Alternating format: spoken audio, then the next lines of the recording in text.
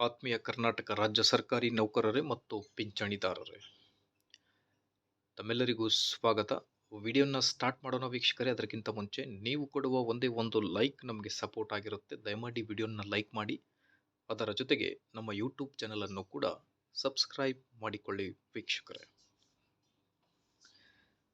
ವರ್ಷದ ಎರಡನೆಯ ತುಟ್ಟಿ ಭತ್ಯೆ ಜುಲೈ 1ರಿಂದ ಪೂರ್ವನ್ವಯವಾಗುವಂತೆ DA ಎಷ್ಟು % ಹೆಚ್ಚಳ ಆಗ್ತಾ ಇದೆ, ಅದರ ಜೊತೆಗೆ ಹಳೆ ಪಿಂಚಣಿ ಯೋಜನೆ, ಈ ಎರಡು ಪ್ರಮುಖ ಬೇಡಿಕೆಗಳು, ಅದರ ಜೊತೆಗೆ ಕೇಂದ್ರದ ಮಾದರಿಯಲ್ಲಿ ವೇತನ ನಮ್ಮ ರಾಜ್ಯ ಸರ್ಕಾರಿ ನೌಕರರು ಕೂಡ ಜಾರಿ ಮಾಡಬೇಕು ಅನ್ನೋದರ ಬಗ್ಗೆಯೂ ಕೂಡ ಮಹತ್ವದ ಮಾಹಿತಿ.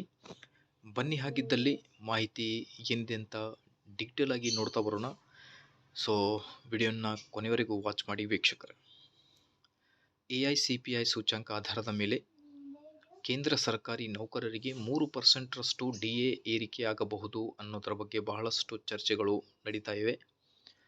7ನೇ ವೇತನ ಆಯೋಗದ ವರದಿಯ ಪ್ರಕಾರ ಕೇಂದ್ರದ 1%ಗೆ ನಮ್ಮ ರಾಜ್ಯ ಸರ್ಕಾರಿ ನೌಕರರಿಗೆ 0.722% ತುಟ್ಟಿ ಭತ್ಯೆ ಏರಿಕೆ ಆಗುತ್ತೆ.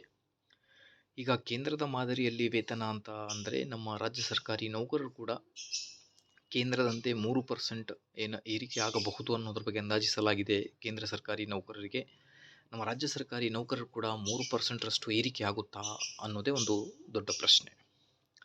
ವೀಕ್ಷಕರೇ, ಹಳೆ ಪಿಂಚಣಿ ಯೋಜನೆ, ಅದರ ಜೊತೆಗೆ ಕೇಂದ್ರದ ಮಾದರಿಯಲ್ಲಿ ವೇತನ, ಈ ಎಲ್ಲ ಪ್ರಮುಖ ಬೇಡಿಕೆಗಳು ಕರ್ನಾಟಕ ರಾಜ್ಯ ಸರ್ಕಾರಿ ನೌಕರರ ಸಂಘದ ರಾಜ್ಯಾಧ್ಯಕ್ಷರಾದ CS ಷಡಾಕ್ಷರಿ ಸರ್ ಅವರು ಕೂಡ ಆರ್ಥಿಕ ಇಲಾಖೆಗೆ ಆಗಲಿ ಮಾನ್ಯ ಮುಖ್ಯಮಂತ್ರಿಗಳಿಗೆ ಮನವಿಯನ್ನು ಕೂಡ ಮಾಡ್ತಾ ಇದ್ದಾರೆ. ಆದಷ್ಟು ಬೇಗ ಆದೇಶ ಬರಬೇಕು ಹಳೆ ಪಿಂಚಣಿ ಯೋಜನೆ ಮತ್ತು ಕೇಂದ್ರದ ಮಾದರಿಯಲ್ಲಿ ವೇತನ ಕುರಿತು ಅನ್ನೋದರ ಬಗ್ಗೆ.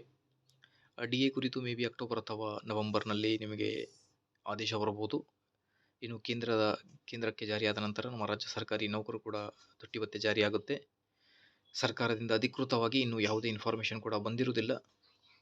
ಸೊ ಇನ್ಫಾರ್ಮೇಷನ್ ಬಂದ ಕೂಡಲೇ ಮತ್ತೆ ಇನ್ಫಾರ್ಮೇಷನ್ನ ಶೇರ್ ಮಾಡಲಾಗುವುದು. Thank you friends.